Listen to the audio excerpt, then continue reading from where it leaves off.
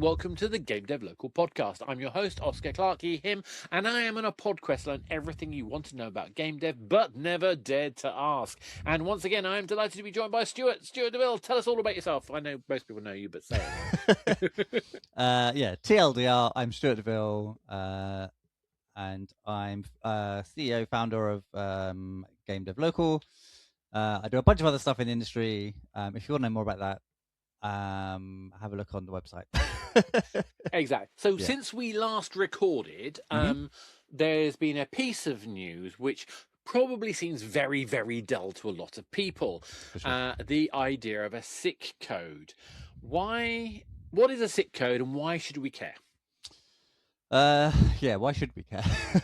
A SIC code, essentially, when you're setting up a business, you have to use these things called SIC codes that tells the company's house, which is where you register your business, what it is that you do, what operations you undertake. And so if you run an events company, you would put events and entertainment, and there's a huge list of SIC codes that you can put down.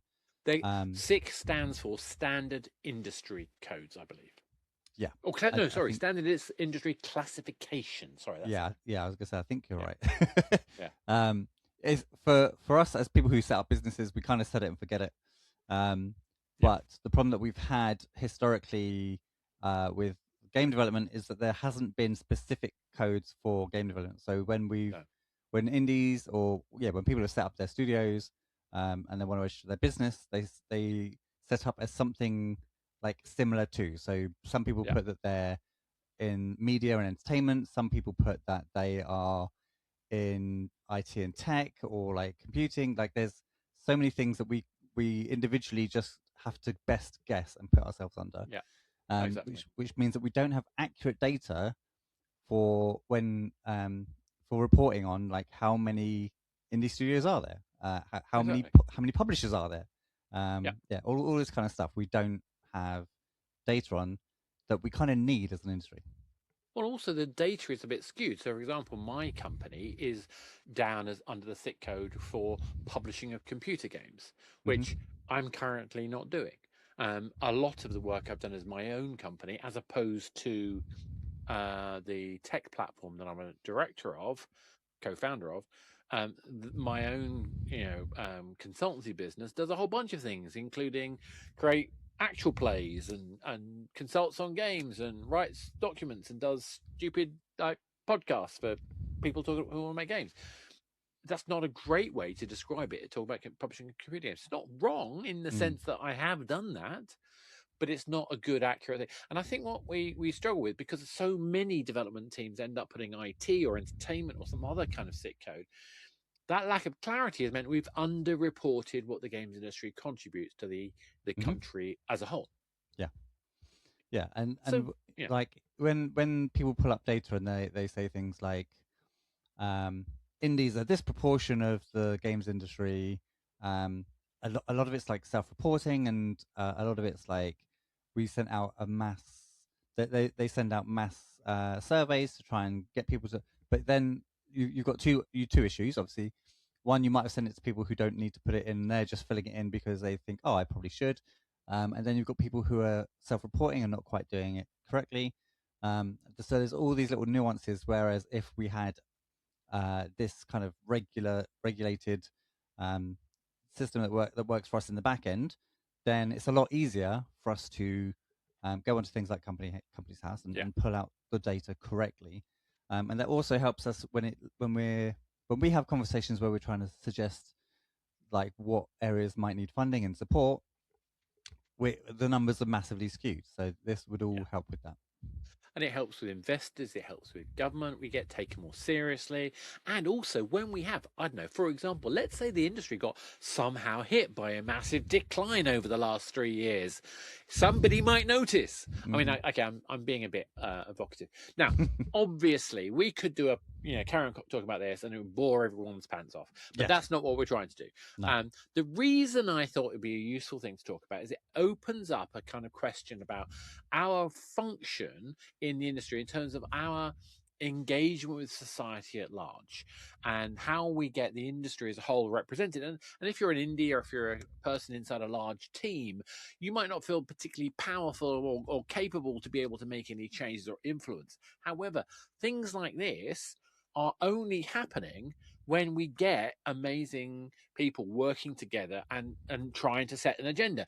And I know, people like you are working to try and create communities like Hmm. Game Dev Local. We've got other groups out there. We've got an organization called the Games Council that's been set up as a combination between Tiger and Yuki, Hmm. with an intent to have ability to have a conversation with government. But one of the components of that I think is really interesting, which I didn't know about until you told me when we got together last time, is the what's the phrase you use? Games Council, UK Games Alliance. UK Games Alliance. Tell us Yeah. about the UK Games Alliance. So yeah, UK Games Alliance basically came around because I mean I've been wanting to do it for a long time, and I think people like me who are doing community work, trying to support indies, trying to do all this kind of work. There are people like me, but who are working in different regions. So, and they've all got their own like names. Um, and we managed to meet up a couple of times. We had like one of our biggest ones was we all met up at Develop in Brighton. And then we decided that we should be like networked ourselves. Like we've all got these little networks. If we networked ourselves, then we could all connect our little hubs together, Yeah, and maybe there'd be more power to it, and we can share resources and say this is working for me over here, this is working for me over there. And along the way we've started to come together more regularly, and we're forming more more what's the term, uh more seriously, I guess. yeah, And so yeah, we were actually we've become a advisory board to the UK Games Council.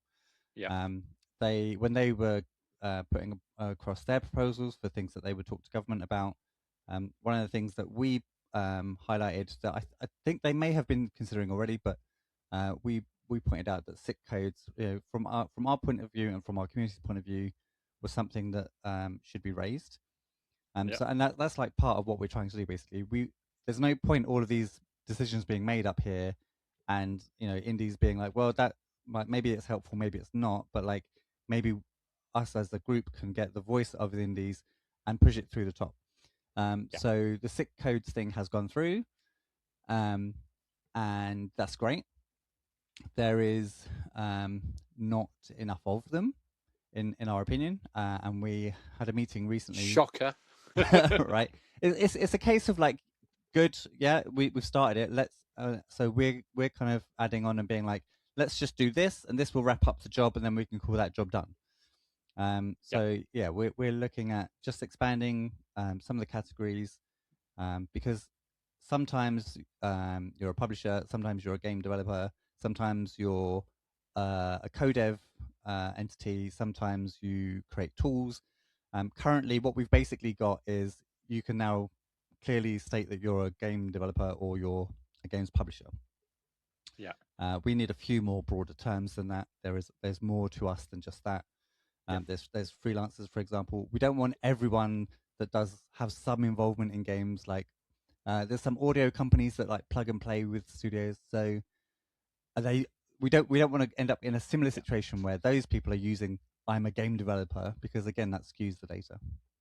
And again, the issue here is that there is an inherent problem with any tagging system. And SIT codes Hmm. is essentially just a tagging system, which is humans are terrible at tagging.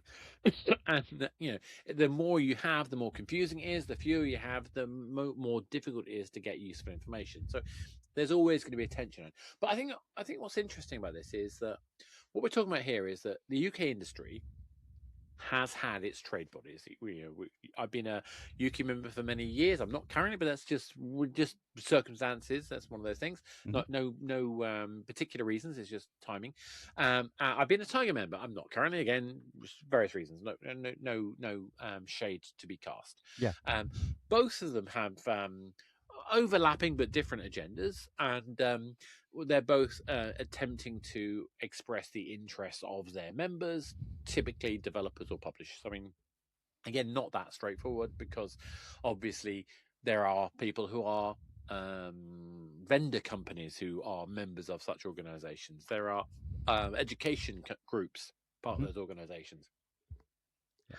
What's I think interesting about the work that you're currently doing is the grabbing together of people who are interested in the folks at the coalface, the indies, the developers, the people who are, and I wonder where this fits in terms of role.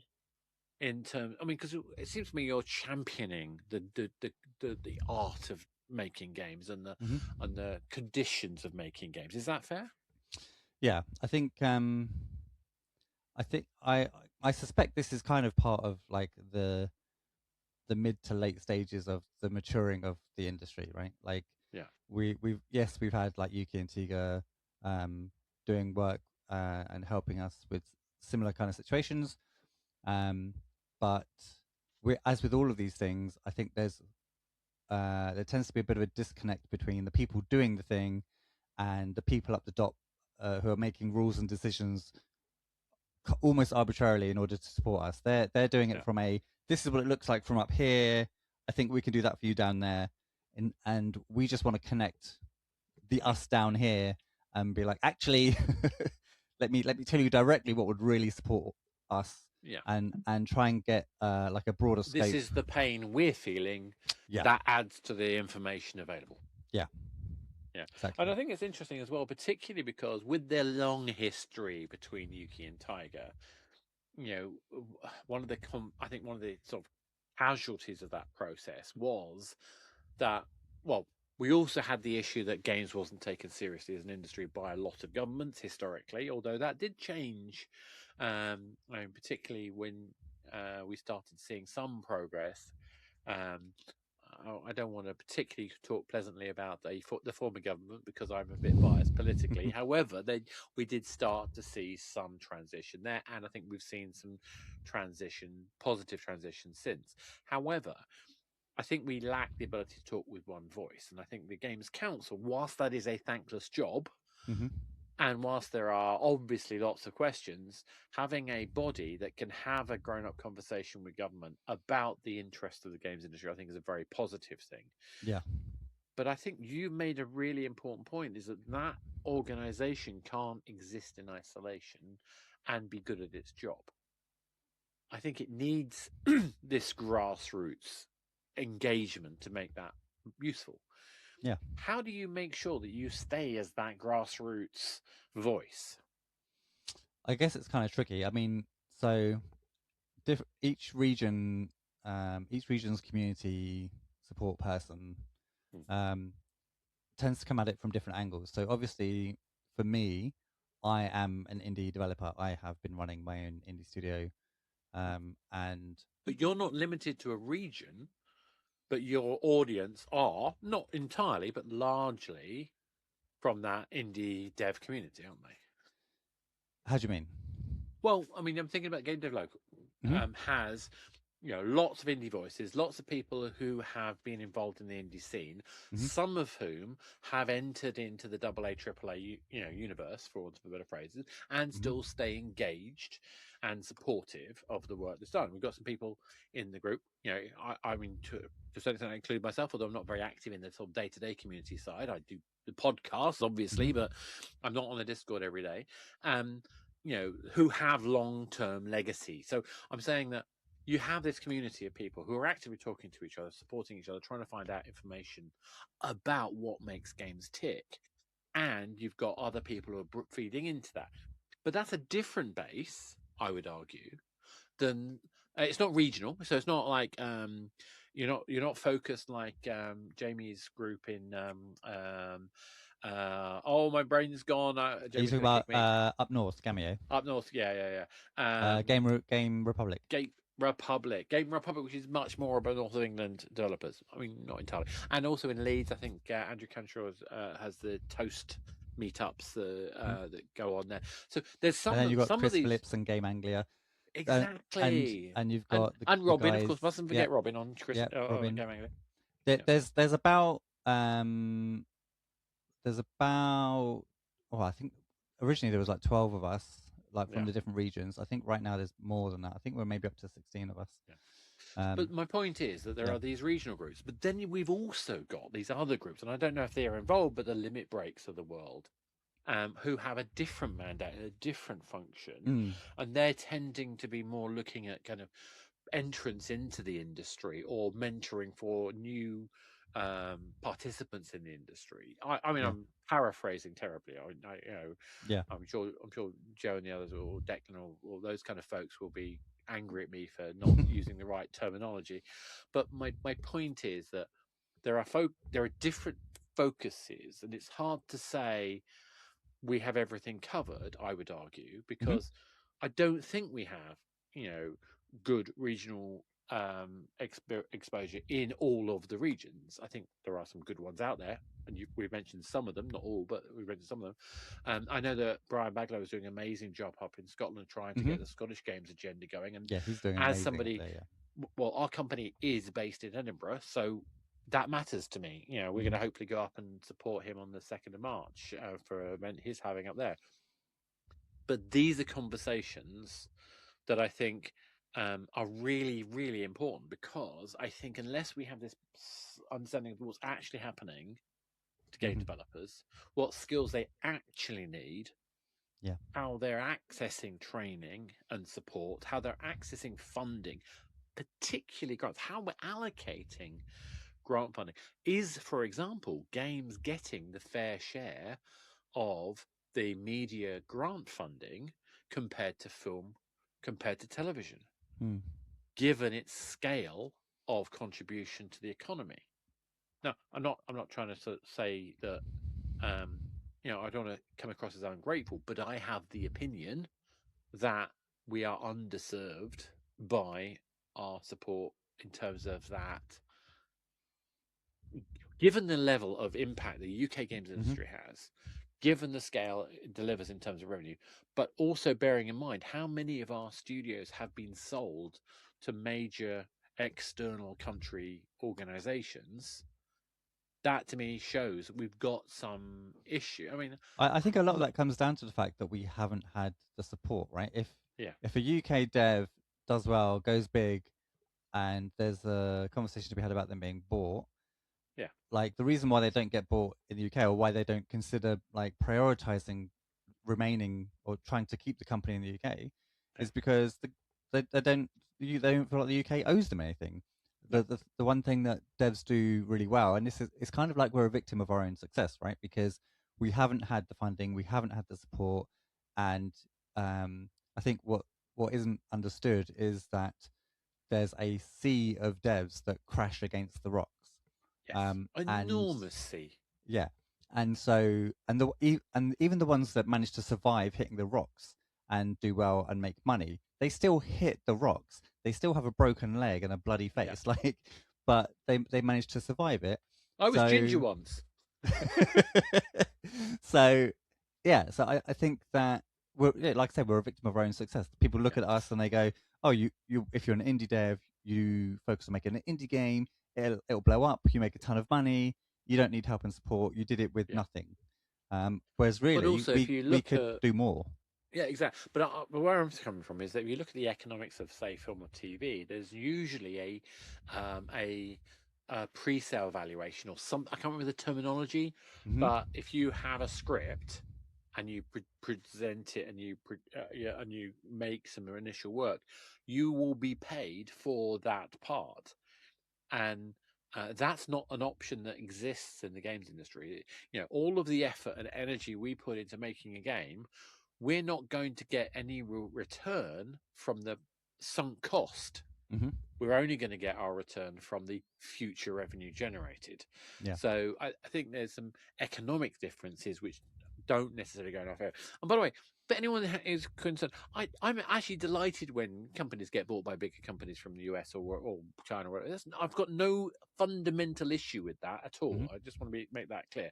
But equally, I think that It does we're mean the money leaves the potential it support does network. mean, yeah, Yeah. that, and I'm talking about it from the perspective of us being taken seriously by government. Mhm. And I think we're even seeing now, as a like a reflex point of this, we're seeing indies who have gone through this pain, who have done pretty well, who have made a certain amount of money, and are looking to create small pockets, small funds to give back to the community that Yeah. supported them to get to the place where they are. But it shouldn't be up to them. It shouldn't be. No, Well, exactly. it shouldn't be purely up to them. Like, yeah, I don't want to discourage it. Like, please do keep Yeah. doing it. You know, especially if you've got like a whole ton of support from a really cool community. Or or you do what we're doing. So we have a Belgian company and a Scottish company, Hmm. and that's intentional, and that's because we have a Belgian investor. Um, but we're able to find a balancing act. So we have a Scottish team and we're building a Belgian team. Hmm. There are reasons why that's beneficial. And I think that's a kind of like commercially valid thing. There are different benefits from being based in Europe than there are benefits from being based in the UK. Hmm. In fact, we probably should mention, you know, we shouldn't dismiss things like the SEIS and EIS processes. These incentive schemes for investors to be able to get additional benefit from investing in content, or at least investing in companies. Hmm. It doesn't have to be games, but when it applies to games, it does make it easier for those people who want to be tax efficient to be able to engage with putting that money into doing something that's going to be economically viable for the country. I think that's a really positive thing. It's something I know that other territories, other countries would like to have in their teams, for Hmm. that available for their teams.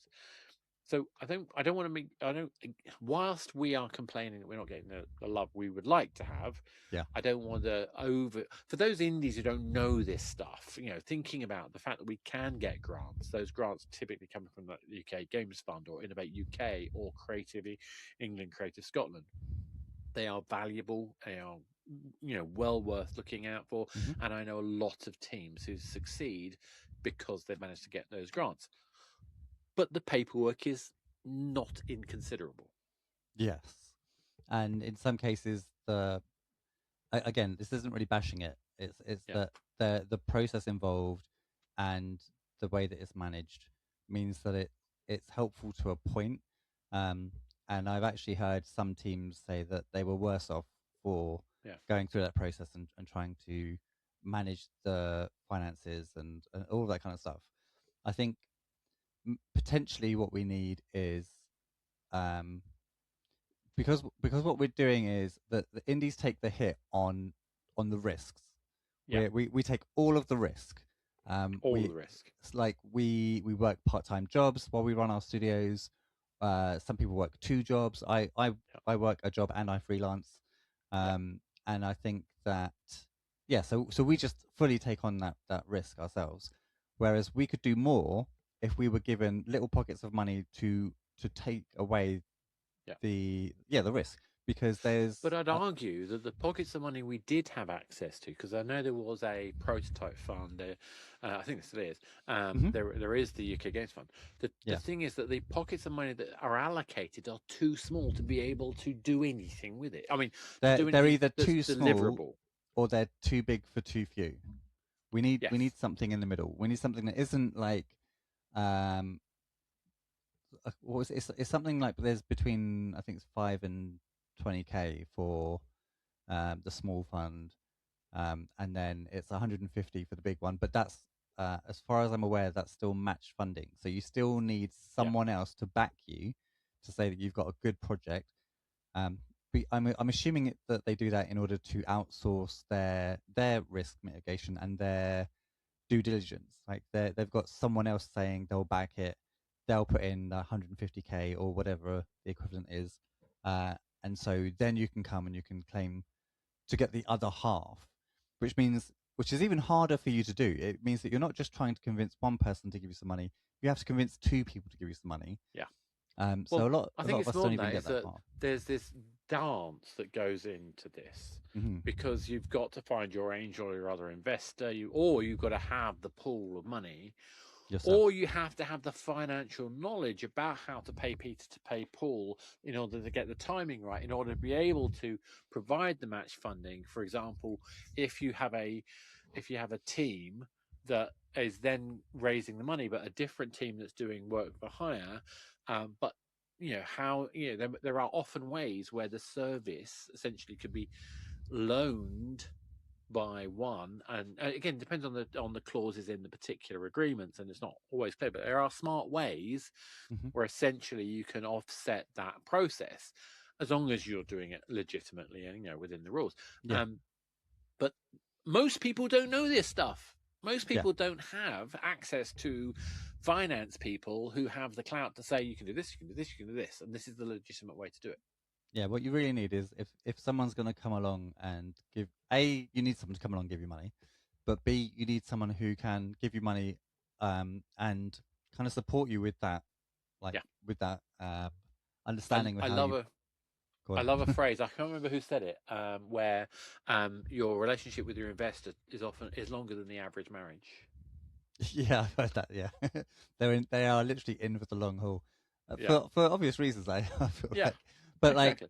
yeah, and I think, and this is the other thing. Like some, as you were saying, like some studios will try and subsidize by doing code development work. Yeah. And then they do that so that they have enough money to work on their own IP.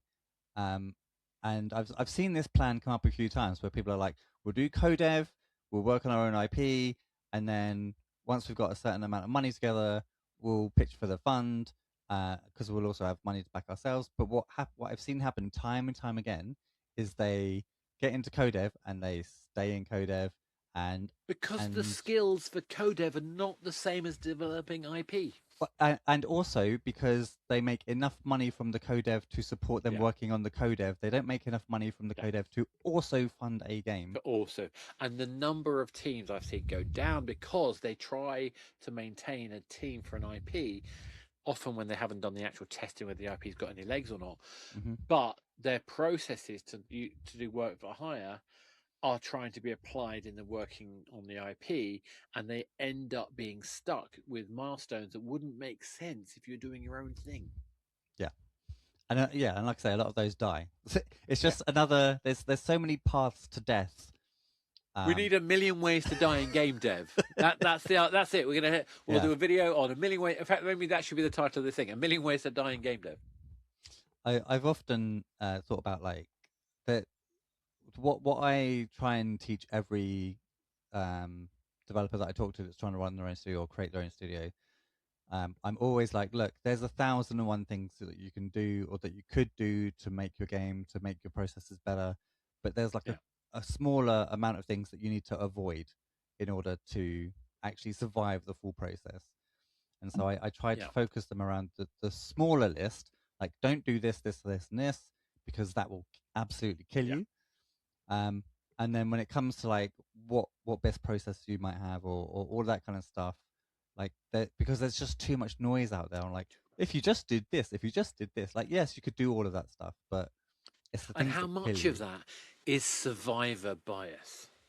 Oh, like 90%. Yeah, easily 90%. Easily. I'm joking about, but I mean it is true that.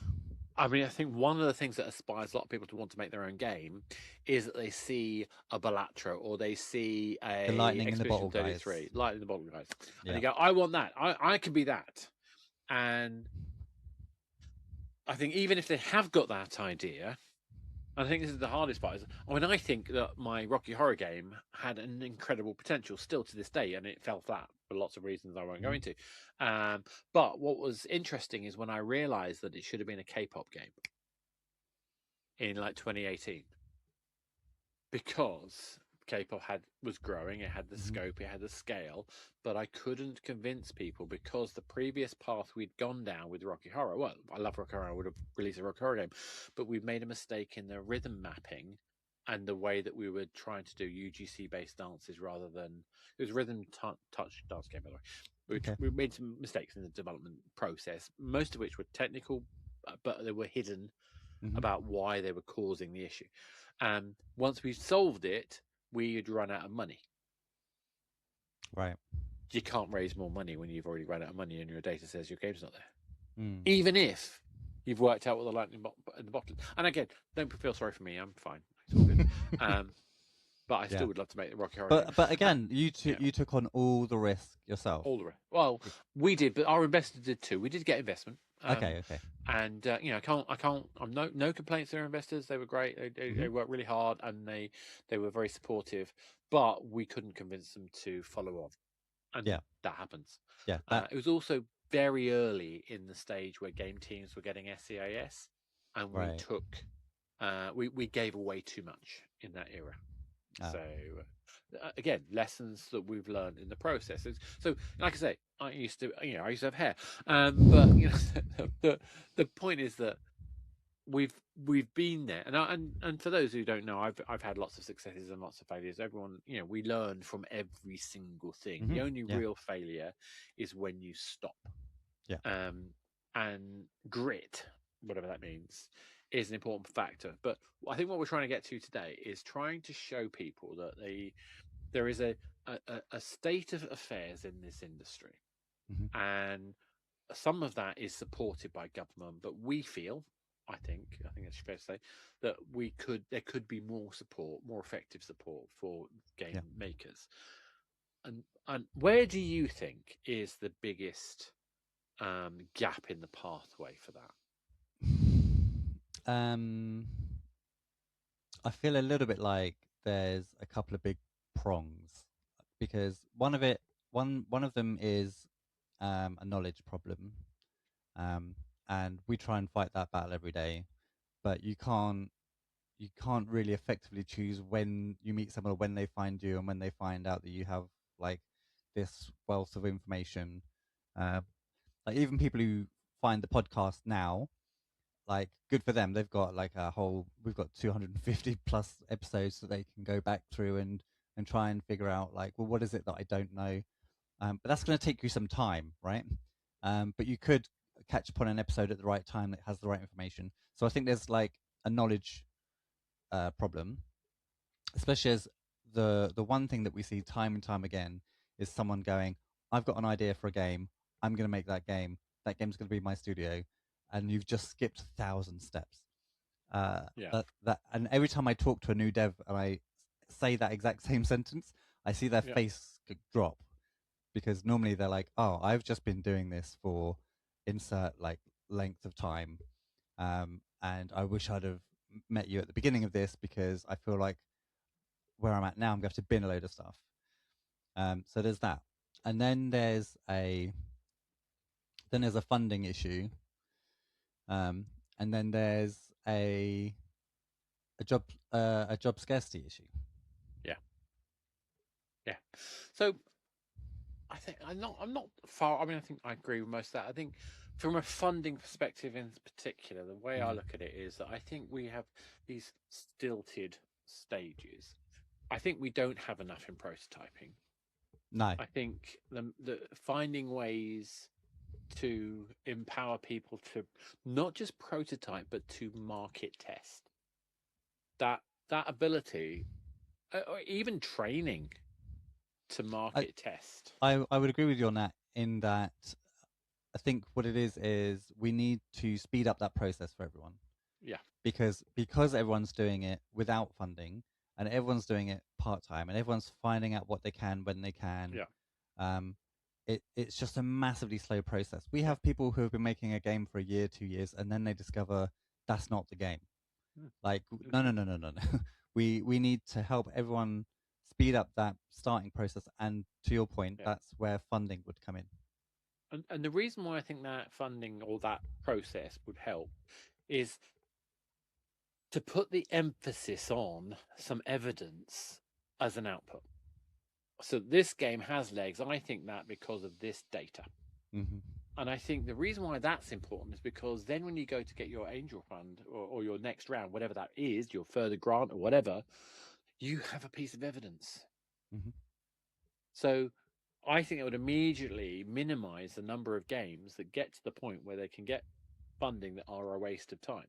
Because I wonder if that blocks up, again, this is me just talking off the cuff, I think that blocks up the ability for enough games to get the proper funding that they would need. Whether that funding is coming from Angel Grant or VC or whatever.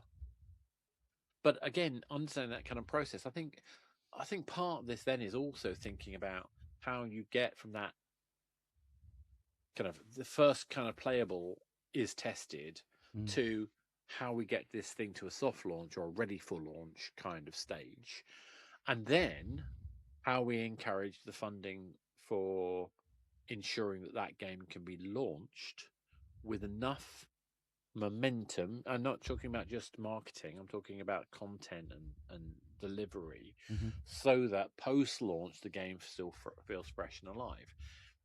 We're in a world where 80% of the revenue, I'm guessing, I'm finger in the air, it's not Yeah. far off because it's more than 80% in mobile, it's something like 60-70% in non-mobile PC console, so it must be in the kind of 80% of the market level where live service experiences are needed. But even the non-live services are increasingly run like, using the same skills, the same principle, because you don't want your game to be dead on arrival. Yeah. So where's that support coming from? And that can be, marketing.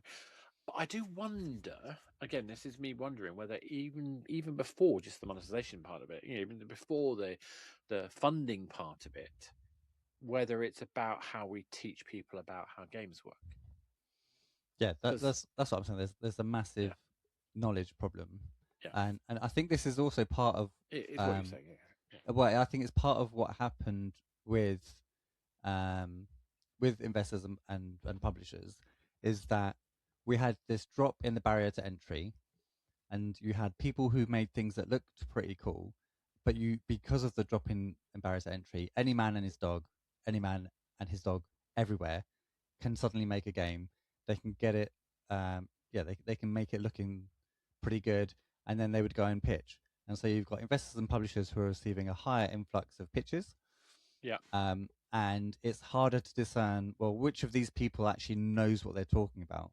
Like, how do you discern people who have been doing it long enough and understand it long enough? Because sometimes you can meet a programmer who can talk your ear off about programming and mechanics and stuff, but it yeah, doesn't mean that he has the production skills to take the game to the end, or has the team, or has yeah, like the right plan.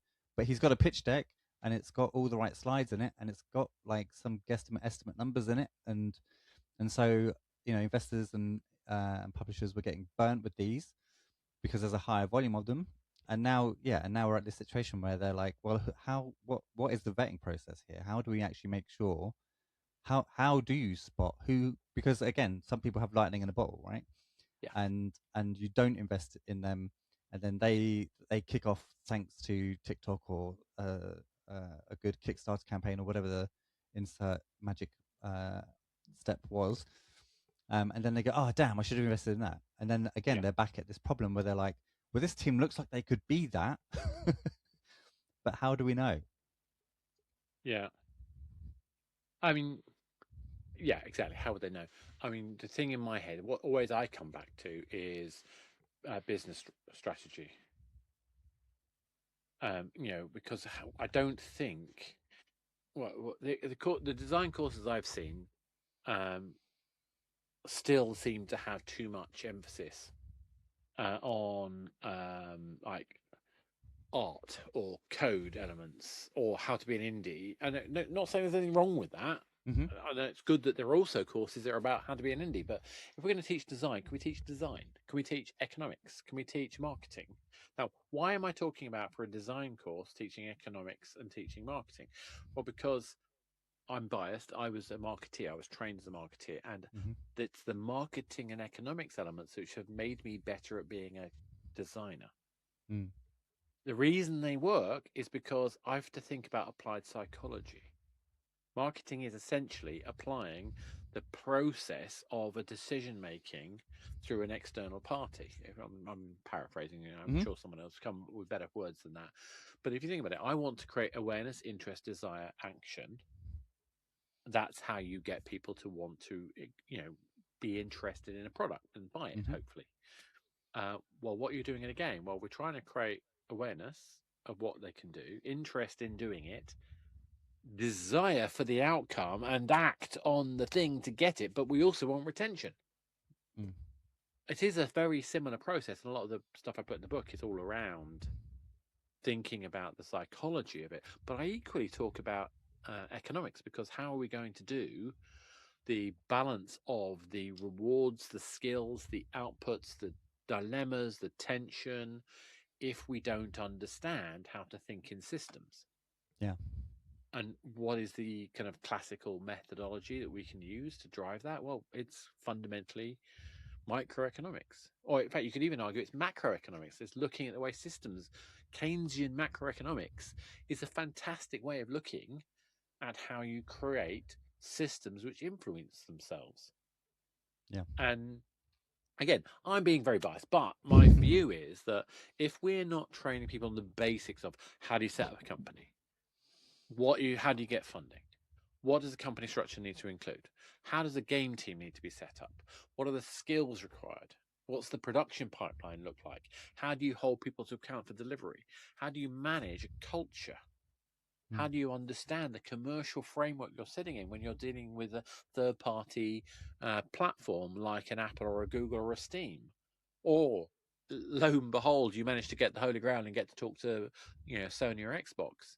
By the way, I really like the Epic team. They're incredibly helpful. I know that they may not necessarily be the most effective store. Epic Store versus Steam might not be the same scale, but the team's so good. Walter from that team, I thoroughly endorse any opportunity I can, because of the way they care about the developer. But anyway, I'm going on a tangent. My point being, are we teaching indie devs not just that they can get money from places, but the context in which they get? And I don't think any of this happens. My brilliant, hopefully, segue back to where we were going from. Is this doesn't happen if we don't have a cultural and economic and political environment that takes games seriously. Yeah. That's So exactly it. that's kind of where I'm at with this stuff. I mean, I think that's why for me the work you're doing and the games UK Games Alliance. UK Games Alliance and the things that Nick Brown is doing with the UK Games Council, what Nick Paul's doing with Yuki, what Richard Wilson's trying to do with Tiger, those teams all have an intention to. I'm talking. We talked about Jamie earlier for Game Republic. He does an amazing amount of work. Brian Baglow up in Scotland. There's so many people out there, and it's important to know that there are willing voices. One of my favourite people is the Welsh minister. The person in the Welsh government who looks after games. I've forgotten her name off the top of my head. But she was so supportive when we were doing Indie Lab, doing the Game Accelerator training. The amount of support that the Welsh government give to game developers, particularly things like having trade stands in Gamescom for Welsh companies specifically. I actually think that's a better experience in many ways than we get in terms of the general UK support. I mean, don't get me wrong. Again, I'm not trying to point shade at anyone, but we don't have the option to be able to get a show our game off on the show floor at Gamescom from Yuki, but the Welsh teams do. Yeah. We do get lots of benefits. Don't get me wrong. We get a nice trade room. We get to have meetings and stuff like that. And that's good. It's good stuff. Yeah. But I think there's a difference in terms of attitude, and I think that's good. Why don't we have more conversations? Well, about I think this is why things like the SIC codes are important. Yeah, because exactly. we can finally start to point to, well, what does the data say? Like, what backs up all of this stuff that we're trying to say we're doing, and how big that we say that we are, and what is the impact that we're making?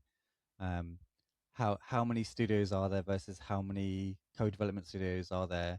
Like, what is the actual makeup of game development in the UK? And how do we support it? Where do we support it? Where do we put money? How do we back it? And that's part of what we're all trying to do. Yeah. To be the voice of the actual indie that's trying to make it all happen. Yeah, exactly. And that voice of indies trying to make it all happen, I think, is something where I think everyone who's listening to this, anyone who works in the games industry, anyone who's trying to make games for themselves, by getting involved in your local community, by talking to people like Stuart, by talking to Jamie, talking to Brian, but talking to these people who are actively trying to give a voice to game developers, you can play a part. You're not going to be, falling on deaf ears. There are people who genuinely want to make it possible for us as an industry to be as successful and effective. And you can learn as well. You can learn from other people in the community about what matters, about what works. And I think that the more we do that, the more we talk, the more we listen to podcasts from GDL, the more effective we're going to be. Yeah, perfect. Stuart, what's the one thing you'd like people to take away from this discussion? I would just say, if you're in any one of the communities, and you see in our Discords or however different people manage their groups in different ways, but whatever platform they're using, if you see us post something that is a survey for, we want to know about you, we want to know what you want, we want to know what you're doing, make sure you actively take part in that, because we do pass that on up the chain, and that's what we're trying to do. We're trying to make sure that everyone gets heard, and that we can make sure that the good is done for the masses. Spreading the games industry love as far and wide as possible. And so thank you very much. I mean, great chatting to you again, and I'm sure we'll talk again in a couple of weeks' time. If you've enjoyed this, please like, subscribe, share, follow all the other usual juicy stuff that we do. But also, as Stuart said, we've got a Discord. Go check out the Discord. Get talking. Find out what's out there. Find out how you can help shape this amazing space that we're doing. Because at the end of the day, we're after the same thing. We want to make great gaming experiences, and if we do it right, we can do that commercially successfully as well. So let's make great games for players, but that happens most easily where we talk to each other and when we get the support that we need from the wider ecosystem. On that note, this has been your Game Dev Local. I've been Oscar Clark, your host, and I've been having Stuart, our great leader, blah, blah, blah, as my regular support. And we will be doing soon. more of this. So if you've noticed a bit of an uptake of Oscar and Stuart episodes, we're going to be doing more of this. So do follow along. As Oscar said, hit gamedevlocal.com. All the links are there. We've got GDLX coming up, depending on when you're listening to this. In fact, you probably would be. GDLX is probably still on its way. And maybe even if you're listening to this, the UK Games Alliance might have some form of place. There might be a link on our website too for that. If it's available in time for this episode, we'll put it in the show notes. Otherwise, it'll be coming soon. Just keep your eyes peeled. And I'm sure that the GDL site will have the details of that as well. Yeah. Okay, thank you very much, folks. And we'll see you again next time. Bye-bye.